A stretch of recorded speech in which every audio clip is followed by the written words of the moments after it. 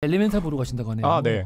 이게 바로 그 엘리멘탈이 왜 흥행에 성공했는지를 보여주는 반응인 것 같아요. 왜냐하면 이제 뭐 저희도 엘리멘탈을 소개해주긴 했지만 사실 반응이 그 첫 주 반응이 썩 좋지는 않았고 특히 미국에서는요. 어떤 평가가 있었냐면 엘리멘탈이 픽사 애니메이션이잖아요. 그렇습니다. 픽사 역사상 최악의 작품. 왜냐하면 픽사에서 나온 애니메이션 중에 첫 주 그 미국 박스 오피스가 가장 안 좋았어요. 최악의 오프닝 스코어. 그렇죠. 그리고 맞아요. 그 뒤로도 사실 그 평이 역전되지 않았어요. 그렇죠. 네. 근데 국내는 조금 달랐어요. 아이들을 데리고 가니까. 그렇죠. 그러니까 국내에요. 이 아이들과 같이 가는 애니메이션 그리고 그 아동 영화의 시장이 생각보다 커요. 엄청 큽니다. 그렇죠. 근데 엘리멘탈처럼 왜 그러면 처음부터 그렇게 반응이 좋지 않았냐, 폭발적이지 않았냐. 뭐냐면 부모님들이 일단 아이들을 데려가기 전에 반응을 살펴요. 그러니까 본인들이 딱 봤는데 이 정도면 볼만하겠네. 댓글도 보면 아이들하고 같이 보기 좋아. 그럼 그때서 이제 움직이는 거죠. 그래서 그렇군요. 엘리멘탈은 첫 주 그 국내에서요 한 그 20만이 안 되는 관객 수를 모았어요. 근데 2주차 들어오면서 20만 후반대로 갔어요. 그리고 3주차에 되면 30만이 돼요. 네, 그리고 역주행했구나. 그렇죠.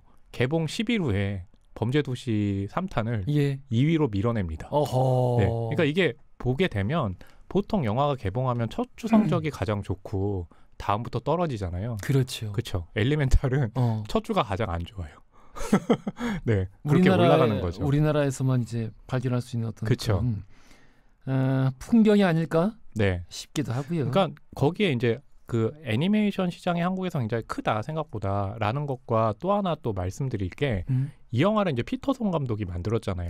한국계잖아요. 그러니까 한국계 감독이 이 영화를 만들었어? 그렇다면 뭔가 이렇게 좀 더 친화적으로 보게 되는 그런 문화도 있고 하게 되면서 이제 크게 성공을 했는데 그 엘리멘탈은 또 특히 다루는 내용 자체가 그 한국인들이라면 한국인 그 부모님 세대들이 미국으로 이민을 갔을 때 그리고 이제 자식을 낳게 되면 거기서 벌어지는 일들을 우화해서 이제 보여준 작품이잖아요. 뭐 어쨌든 섞이는 얘기니까. 그렇죠. 네. 엘리멘탈이라는 뭐 물과 불과 흙과 공기들의 사요소가 사는 이제 마을에서 벌어지는 이야기니까 또 그런 것들이 또 한국 관객들에게는 굉장히 친숙하게 보여지고 특히 아이들 세대에게는 물, 공기, 흙 같은 내용을 한 게 재밌게 좀 느껴진 거죠. 그렇군요. 그렇죠. 감사합니다. 네. 애니메이션 시장이 한국이 크다라는 게 사실 이제 반쪽만 분석하는 거고 아까 우리 평론가님 말씀해 주셨듯이 아동용 애니메이션 시장이 큰 거죠. 맞아요. 어찌 됐든 우리나라는 여전히 그 세대들이 여전히 이제 그 아직 기득권 세대로 살고 있는 세대라서 그 우리 예전에 왜 어린이날에 아이들 보는 만화책 다 쌓아놓고 불태우던 예전에 그런 맞아요. 나라예요 여전히. 그런 나라에서 애니메이션이 잘 될 리가 없죠. 네네네. 아동용만 잘 된다. 그래요, 뭐 알겠습니다. 올해요 상반기에 그 잘된 영화들, 그러니까 흥행만 잘된 10위권 영화 중에 4편이 애니메이션이에요. 그러니까 뭐냐면 퍼스트 슬램덩크 잘 됐죠. 이거는 그렇죠. 이건 이례적이지. 맞아요. 맞아요. 그 작품부터 이건 진짜 이례적이지. 맞아요. 그러니까 30, 40대만 볼 거다라고 생각을 했는데 전 세대가 움직였죠. 그렇습니다. 그리고 나서 스즈메 문단속 잘 됐죠. 이건 이례적이지 않죠. 네. 원래 잘 될 거라고 생각했고 그리고 나서 이제 그 슈퍼마리오 작품이 사실 큰 기대 안 했잖아요. 잘 됐나 우리나라에서? 잘 됐어요. 다행이다. 슈퍼마리오 브라더스가 잘 됐고 그리고 나서 지금 엘리멘탈까지 이 4편의 애니메이션이 그 상위권 박스오피스 한국 10위에 들어가 있는 거죠. 그렇군요. 네. 다음 타전 누가 될까요? 애니메이션 스파이더맨 어때요 지금? 스파이더맨 유니버스의 속편을 저희가 또 소개해드렸잖아요. 오크로스 유니버스. 국내에서는 정말 생각보다 힘을 너무 못 써요. 그렇지. 네. 미국에서는 굉장히 잘 됐는데 국내에서는 영 힘을 못 써가지고요. 좀 잘 됐으면 하는 바람이 있는데 좀 아쉬운 마음이 드네요. 그렇구만요. 네. 알겠습니다. 엘리멘탈.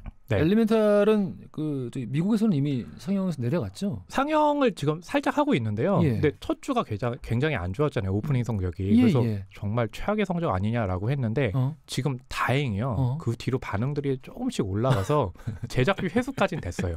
회수는 경했군요. 그래서 다음 목표가 뭐냐면 손익분기점 넘기기입니다. 그러니까 이게 생각보다 픽사 영화치고는 좋은 건 아니죠. 그리고 그 저기 해외 판권 네. 때문에 아마 저기 그 네. 엄살 부리는 것 같은데. 아, 그럴 수도 있네. 이게 당연히 손익분이 넘지 않았을까요? 아, 해외 판매 네, 뭐 그럴 수도 있겠네요. 통해서. 네네네. 그렇구만요. 네. 자, 우리 영화기 뉴스로 엘리멘탈 이야기 잠깐 나누어봤고요. 네. 여기 있어. 엘리멘탈 OST 중에서 스틸 더 쇼? 네. 예, 라우브의 곡입니다. 듣고 오겠습니다.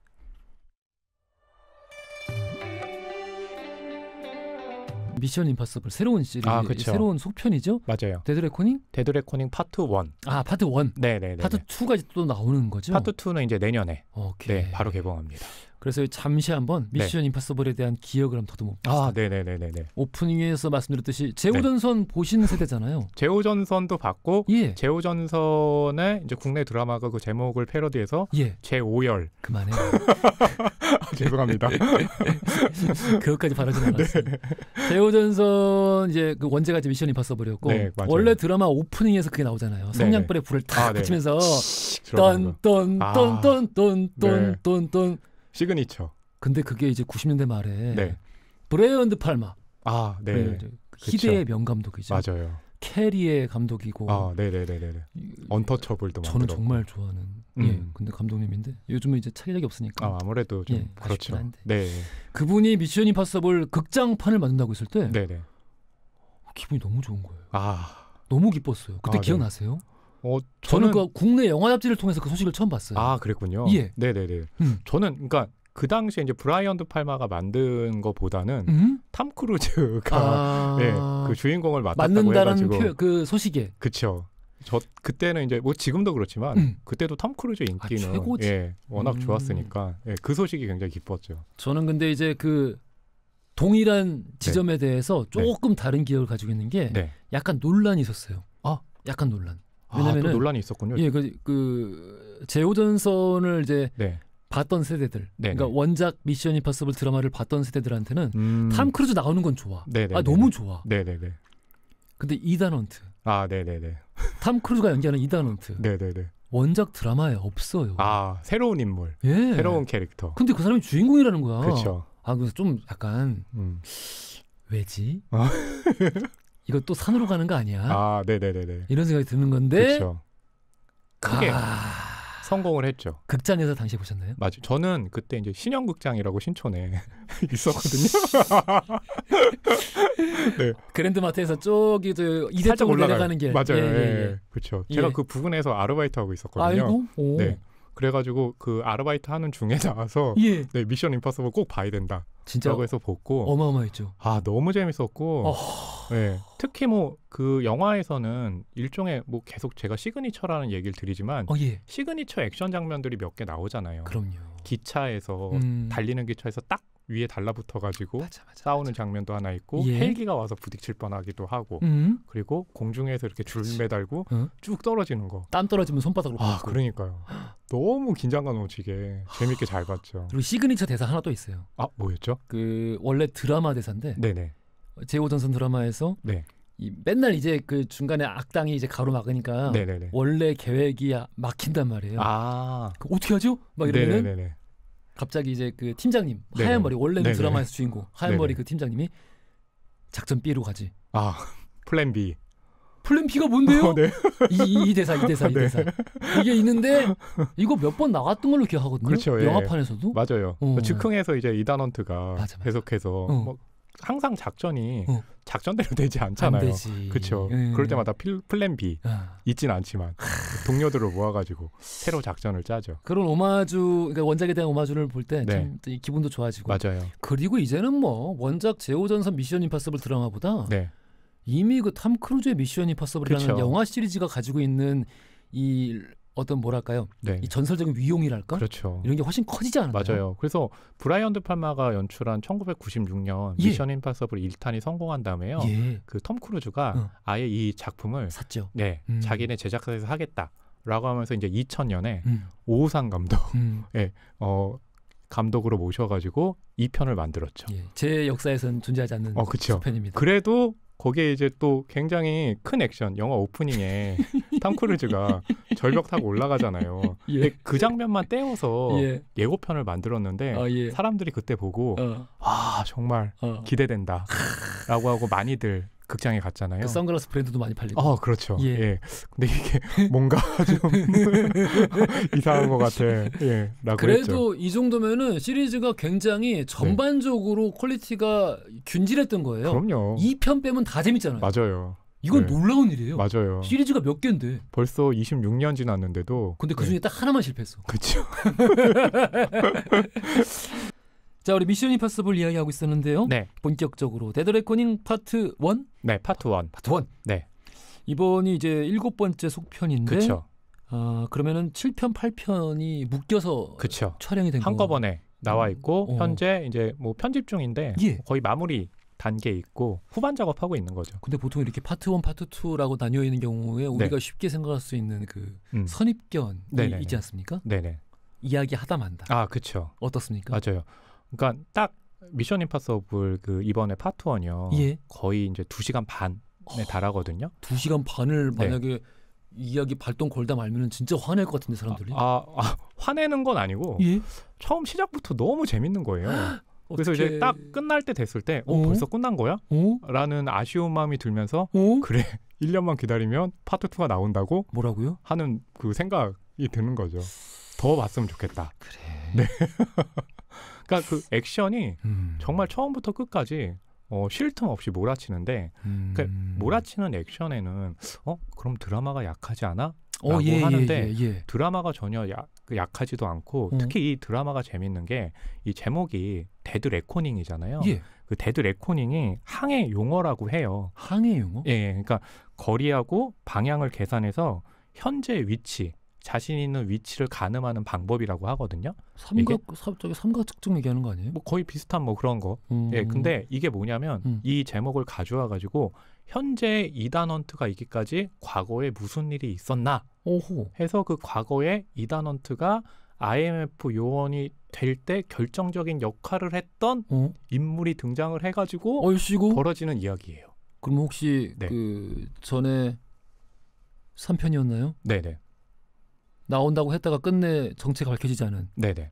토끼발 나오나요? 토끼발? 예. 토끼발. 나와? 네, 나오진 않습니다. 잠깐만요. 네. 정말 화가 나네요. 네. 잠시만요. 화를 내려고 한 건 아니었는데. 그쵸. 그때 3편에서 J.J. 에브람스가 토끼발, 떡밥의 제왕이라고 해가지고. 그러니까. 도대체 토끼발이 뭐야? 어차피 영화 내용 전체가 토끼발 찾는 내용이었는데 그쵸. 마지막에 그래서 뭐지? 그래서 토끼발이 뭔데? 네네네. 그때 그렇게 화 많이 안 내셨잖아요. 이번에는요. 토끼발은 아니고 미션 임파서블 시리즈 역사상 악역이요. 사람이 아니에요. 요번에는 AI예요. 그렇구만. 엔티티라고 불리는 AI인데 스카이넷이 아니고요? 스카이넷은 아니에요. 그렇군요. 제가 봤을 땐 스카이넷에 버금가는 그런 능력을 가졌어요. 정말? 모든 그 지식이나 정보들을 학습한 후에 미래를 거의 100% 가깝게 예측을 해요. 이거를 이단 헌트가 막아야 돼요. 근데 이걸 막기 위해서는 열쇠가 2개가 있는데요. 그 2개의 열쇠를 하나로 합쳐서 시스템을 작동시켜야 되거든요. 야, 이거 너무 재밌어. 그쵸. 어떻게? 네. 남자들이 좋아하는 거 다 지금 다 나왔어. 그래서 그 열쇠 2개를 찾기 위한 여정인데 이게 엔티티라는 그런 시스템이 워낙에 막강하잖아요. 그러니까 약소국에서라도 이 엔티티를 손에 넣으면 그러면 이제 강대국 되는 거지. 그쵸. 초강대국. 그러니까 얼마나 많은 사람들, 얼마나 많은 범죄 집단이 이걸 얻기 위해서 달려들겠어요. 그걸 이단 헌트와 친구들이 막아서려고 하는 내용입니다. 그 과거와 현재 모든 그 존재 가능한 모든 종류의 데이터를 다 모아서 미래를 예측한다. 맞아요. 이거 양자역학 얘기나오겠네 또?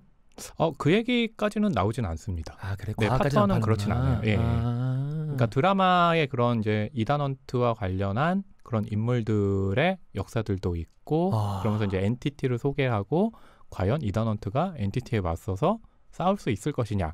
하지만 결론은 역시 엔티티를 막을 수 있는 건 이단 헌트밖에 없다.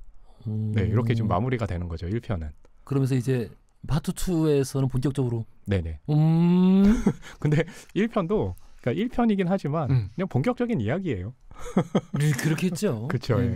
뭐 그렇게 하겠지. 맞아요. 자, 탐 크루즈 이번에 또 우리나라 변함없이 오셔가지고. 그렇죠. 11번째 내한. 이제는 뭐 아주 시원하게 이것저것 많이 드시고 가셨던데.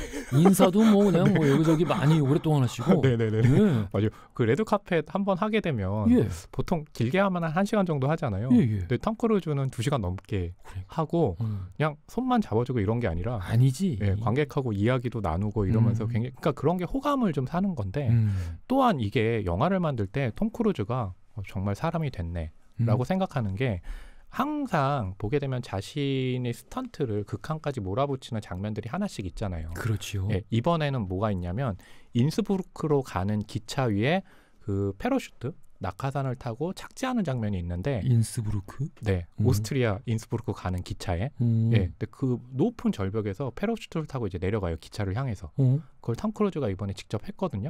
근데 이 데드레코닝의 제작비가 무려 3천억이 넘잖아요. 근데 그 장면 지금 제가 말씀드린 장면을 가장 첫날 첫 장면으로 찍었대요.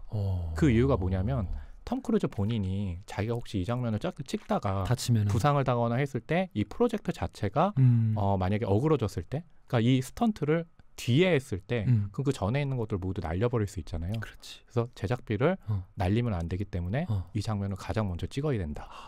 사람이 그냥 이건 자세의 문제가 아니라 탐 크루즈가 제작자이기 때문에 가능해요. 잠시만요.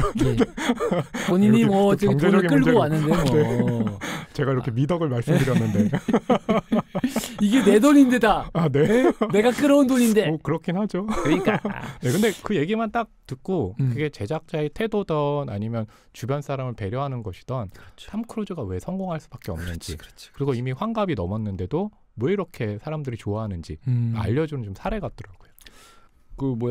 감독님이 이제 보면은 이번에 감독님 누구시죠? 크리스토퍼 맥커리가 또 맡았습니다. 정말 이 뭐랄까 감독만의 정치성이라고 해야 될까 인장이라고 해야 될까 맞아요. 색채가 조금 더 더해진 그런 느낌이 좀 더 강해지면서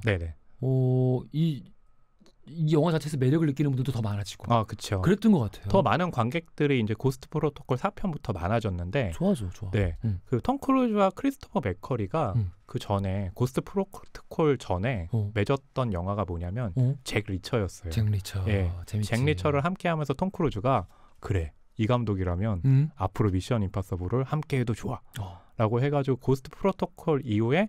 계속해서 크리스토퍼 맥커리랑 하고 있고 그럼 재밌는 게 또 뭐가 있냐면 뭐 탑건 매버릭 중간에 뭐 미이라라는 작품도 찍고 미이라 있었죠. 엣지 오브 투마로우도 찍었잖아요. 엣지 오브 투마로우 걸작이죠. 그렇죠. 그래도 크리스토퍼 맥커리 감독이 연출한 건 아니지만 각본가로 다 참여했더라고요. 그러니까 뭐냐면 이제 톰 크루즈가 자신의 제작사를 통해서 함께 할 때 크리스토퍼 맥커리에게 모든 맡기는 거예요. 혹시 크리스토퍼 맥커리가 톰 크루즈가 만든 AI는 아닐까요? 잠깐만요. 일종의 엔티티? 이제 연출도 자기가 사실은 하고 있는 거지. 그렇죠. 뒤에서 너무 전부터 한 번도 안 싸우고 잘 가네. 그러니까요. 올해 또 한국에 같이 왔잖아요. 둘이 한 손으로 한 손이 맞닥뜨려가지고 하트 만들어서. 둘이서. 이게 무슨 일이지? 아무튼 그렇게 둘이 서로에 대한 이제 신뢰가 굉장히 강한 거죠. 신뢰가 진짜 강한 것 같아요. 그렇죠. 근데 거기다가 그 파트 2도 크리스토퍼 맥커리가 함께 했으니까 그냥 계속 쭉 가는 거죠. 계속 가는 거죠. 네네네. 앞으로도 계속 하려나? 뭐 그러지 않을까요? 전무후무한데. 그렇죠, 맞아요. 알겠습니다. 이 앞서서 설명해 주신 그 시그니처 액션 씬 이외에도 뭐 액션들은 뭐 보장할 만한 거죠. 그러니까 이게 단계가 있더라고요. 단계요? 그러니까 초반에 했을 때 기차 액션씬 나오거든요. 그게 뭐냐면 미션 임파서블 1편에서 보여줬던 그 작품에 대한 일종의 오마주. 그러니까 이제 1편에서의 기차 씬이라고 하시면은 이제 그 톰 크루즈가 연기하는 이던 헌트가 열차에 매달린 상태로 이 터널을 통과하고 그 터널을 끌려 들어간 헬기 안에 악당과 이제 싸우는. 거기에 이제 변형들이 좀 있거든요. 그러니까 그걸 통해서 이제 올드 팬들에 대한 향수도 자극하고 새로운 팬들에겐 이런 액션도 우리가 한다를 보여주죠. 그리고 나서 미션 임파서블 시리즈에서 빠질 수 없는 자동차 액션. 이건 요즘에는 거의 오토바이 많이 타시지 않으셨어요? 오토바이도 타는데 이번 같은 경우는 일종의 작은 반전이 액션에 있어요. 왜? 그러니까 자동차가 어떤 종류인지를 딱 보게 되면 왜 현대야? 아니요, 그건 아니고요. 여기서 딱 하는 순간 사람들이 그래, 저 자동차를 타고 카 레이싱을 펼치겠지라고 하는데 네, 의외의 자동차를 타고 네, 자동차 액션을 펼칩니다. 그게 굉장히 그게 박진감이 있으면서도 유머러스해요. 전편에서는 비사였던 걸로 기억을 하고 있었는데. 아, 네네네. 이번엔 뭘까? 궁금한데. 뭐 그냥 배경만 말씀드리자면 그 카레이싱이 펼쳐지는 곳이 이탈리아 로마입니다. 이탈리아? 네. 람은 아니고요. 람은 아니야? 피요. 피. 네네네. 아하. 네네네.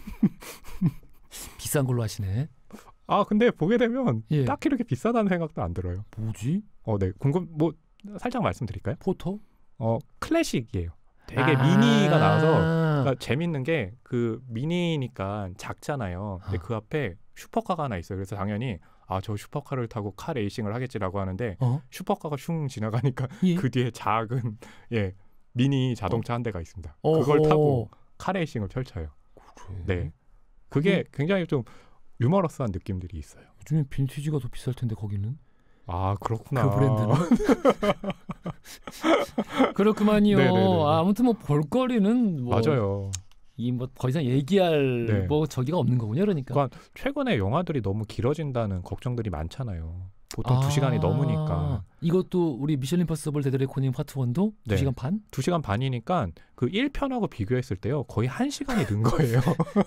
근데 이제 그때는 보통 표준이 90분. 그렇죠. 맞아요. 그랬었고. 그렇죠. 요즘에는 이제 워낙에 또 OTT 드라마들이 강세다 보니까 거기에 또 뭐 라이벌 의식이 생겼는지 길어졌는데 미션 임파서블 데드 레코닝은 아니 벌써 끝난단 말이야?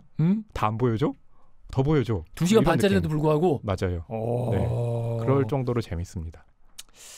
너무 궁금한데. 네. 후회 안 하실 거예요. 아, 그래요? 네. 너무...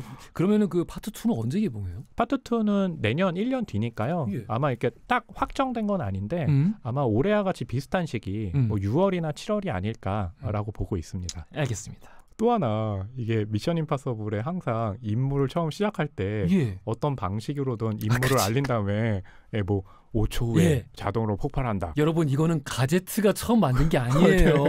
원래 미션 임파서블 드라마에서 처음 나왔던 거예요. 맞아요. 그렇게 해서 팡 터지면 어? 그때 그 불꽃을 가지고 이제 씩 나가면서 미션 임파서블의 주제곡이 나오는데 그럼 막 가슴이 막 쿵쿵거리잖아요. 쿵당쿵당거리죠. 그렇죠. 그러면 또 계속해서 뭐 가면을 써가지고 또 침투하는 모습도 등장하고. 그러면은 요번에도 그렇게 이번 시리즈 전통이라면 전통인데 그렇게 처음에 미션을 전달받으면은 뭐 이제 뭐 자동에 폭발한다, 혹은 뭐 녹는다, 불탄다, 뭐 이런 거 똑같이 하나요? 네, 이렇게 나오는데 근데 그 용기가 다른 거죠. 가령 뭐 고스트 프로토콜 같은 경우는 그 러시아가 배경이었는데 길거리에 있는 공중전화에서 전화가 오는데 그걸 받았더니 그 공중전화가 푸식 하고 터지는 거 있었던 것처럼 항상 바뀌잖아요. 이번에도 좀 바뀝니다. 네. 너무 궁금하다. 보고 싶죠? 너무 보고 싶어요. 이거 끝나고 보러 가세요. 그래요. 알겠습니다. 미션 임파서블. 우리 탐 크루즈 얘기만 너무 많이 한 것 같은데. 우리 그 크리스토퍼 맥커리 감독이 연출하기 시작한 미션 임파서블 4편부터는 이 탐 크루즈 주변의 인물들도 많이 그 반복돼서 나오고 있어요. 맞아요. 사실은 3편부터. 하지만 이 뭐랄까 통일된 구성은 4편부터죠. 그래서 이제 4편이나 그 뒤에 나오는 이제 로그네이션도 그렇고 거기 보게 되면 그 레베카 퍼거슨이 일사 역할을 맡아가지고 이번에도 이제 출연을 하는데 그쵸. 그 극 중에 이단 헌트와 일사는 처음 만났을 때는 안 좋았잖아요. 서로 경쟁하는 그런 첩보원이었는데 서로의 사연을 알고 나서 이번에는 이제 그 아까 말씀드렸잖아요. 엔티티에 접근하기 위해서는 열쇠 2개가 필요하다고. 하나의 열쇠를 일사가 갖고 있고 그 열쇠를 이단 헌트에게 전달을 하면서 워낙에 최강의 적이잖아요. 힘을 합치는 거죠. 그래서 기존에 나왔던 뭐 일사 역할뿐만 아니라 사이먼 페그가 연기한 벤지, 그렇죠. 그리고 빙 라메스가 연기한 루터. 근데 루터 같은 경우는 뭐 1탄부터 나오고 있으니까. 루터는 톰 크루즈와 더불어서 근데 중간에 안 나온 시리즈 있었던 것 같은데. 맞아요. 중간에 안 나온 게 있었죠. 어찌됐든 원조 멤버죠. 원조 멤버. 그렇죠. 원조 멤버로 이제 등장을 하게 되고 또 요번에 헤일리 애드웰. 그러니까 이제 누구요? 어벤져스 시리즈 보게 되면 자주 이렇게 출연하는 배우거든요. 헤일리 애드웰. 애드웰. 누구지? 네. 미스 에이전트. 어벤져스에서. 네, 역할을 했던 이제 그 배우인데요. 이 배우가요. 도대체 과거에 무슨 일을 했었는지 모르겠는데 그중에 에다넌트가 굉장히 공공에 빠지는 역할들을 많이 해요. 그러니까 그 열쇠를 가지고 있던 걸 에다넌트에게서 어떻게 해서 뺏어가지고 그걸 본인이 또 어떤 방식으로 이용을 하려고 하거든요. 네, 그래서 일종 처음에는 악역인 것 같은데 이제 지나갈수록 새로운 어떤 모습을 이제 보여주게 되고. 고구마 캐릭터인가요? 뭐 때에 따라서는 고구마일 수도 있고요.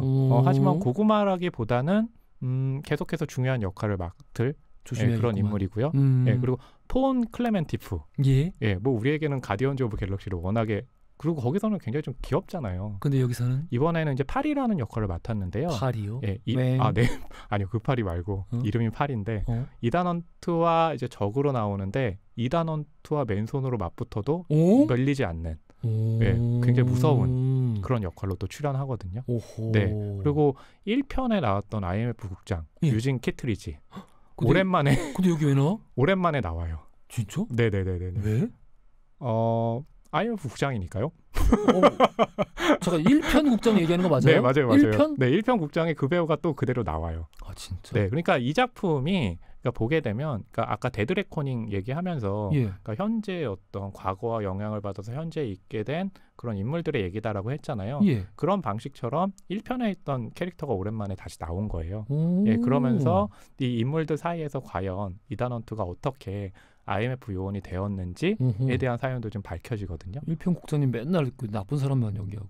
네, 그렇긴 하죠. 뭐 여기서도 뭐 이게 좋은 사람인 것 같지 않아, 뭐 이런 인물로 나오긴 하는데, 이게 뭐냐면, 그러니까 지금 새로운 관객들에게는 새로운 인물처럼 보이지만 1편부터 봤던 또 관객들에겐 오랜만에 또 유진 국장님이 나왔네. 왜 나왔을까?